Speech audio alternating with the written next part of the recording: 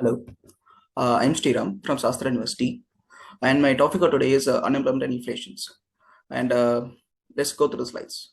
And these are, as you can see from the slides, these are the topics which we're going to cover in the next few seconds, in the next few minutes. First of all, unemployment, and we all know what unemployment is. Unemployment is normally a skillful person who couldn't get a job, which is known as unemployment. And speaking of unemployment, we may think that unemployment and inflation are two different things, but they're interconnected and they have a relationship between unemployment and inflations. And let's go through one by one. Mm, understand unemployment. So actually, it's a measure of percentage of people who are willing and able to work but cannot find unemployment. Actually, it's typically calculated by dividing the number of unemployed individuals by total labor force. The labor force includes all individuals who are employed or actively seeking employment. Let's go through the categories of unemployment. And there are several few categories like structural, cyclical, and frictional unemployment. Structural unemployment is totally based on skills. So it occurs when there is a mismatch between the skills of workers and the requirement of available jobs.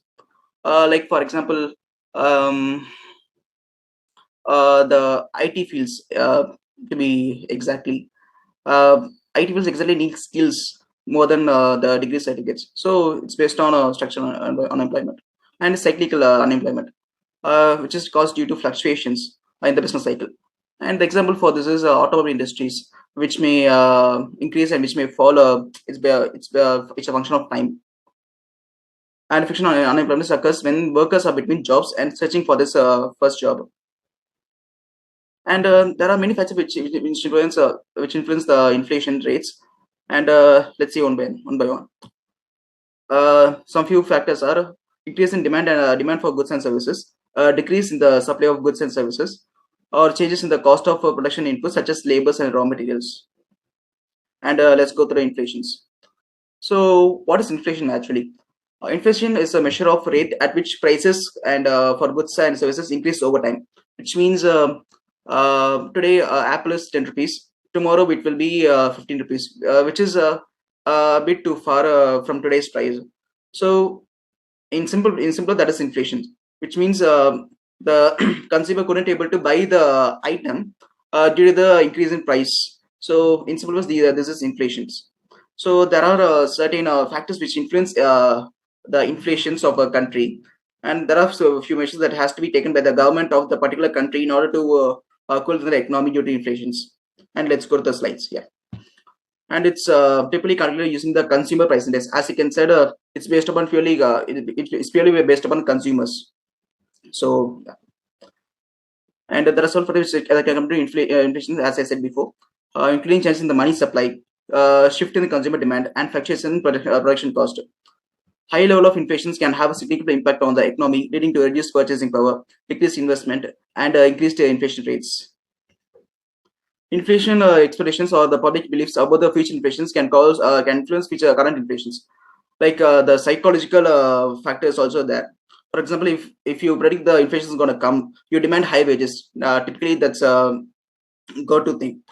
When you demand high wages, the company is they are forced to give you high wages, and that also plays an important factor in the economy due to inflations. The next thing is, and there are several categories. They are categorized as to either demand pull or cost push.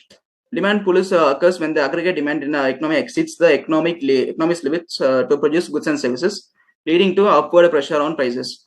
For example, in today's world, the demand for semiconductors, the demand for lithium-ion batteries can be a perfect example for these kinds of demand pull inflations.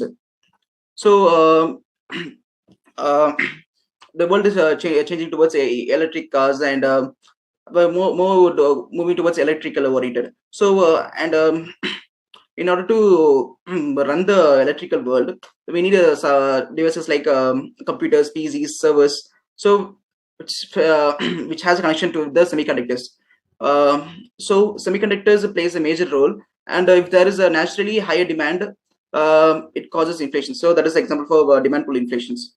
And the other one is the cost push inflations. On the other hand, occurs when the cost of production inputs such as labors or raw materials increases, leading to higher prices. Like for example, the cost of diamond. That's a common example, because it takes a large production cost in order to manufacture it. So that is a part of cost push inflations. And the relationship between the unemployment and inflations. So as you can see, the unemployment is high. There is a less prices. There is a low prices and deflation, and the unemployment is low. There is more demand for goods and services that can lead to higher price and inflations. So you can see from the example, it is inversely proportional. So this relationship is known as Phillips curve, which is named after the economist A.W. Phillips. So this is the relationship between the unemployment and inflations. So when one goes up and the other goes down. So what should the government do in case of inflations? So government always handles monetary policies in order to cool down the economy, like increasing the interest rates, and they have a shift over their mindset on their spendings. For example, the fiscal policy, which involves the changes in the government spending and taxations, can also be used to address the unemployment and inflations. And for example, during a recession, the government may increase spending to stimulate economic activity and reduce unemployment. Alternatively, during periods of high inflations, the government may raise taxes or cut spending to reduce demand and bring prices back under control. Yeah, and I come to the conclusion side.